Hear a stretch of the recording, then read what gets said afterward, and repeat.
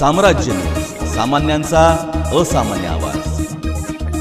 सोलापूर जिल्हा सैनिक कल्याण कार्यालयाच्या अधिपत्याखालील सैनिक मुलींचे वसतिगृह येथे अशासकीय माळी एक पद भरायचे आहे। माळी पदाचा अनुभव असणाऱ्यास प्राधान्य देण्यात येईल।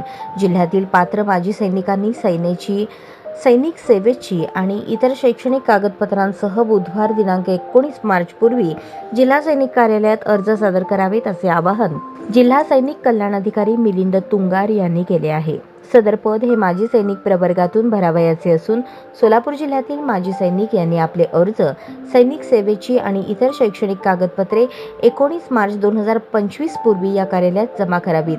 19 मार्च 2025 रोजी मुलाखती घेण्यात येतील।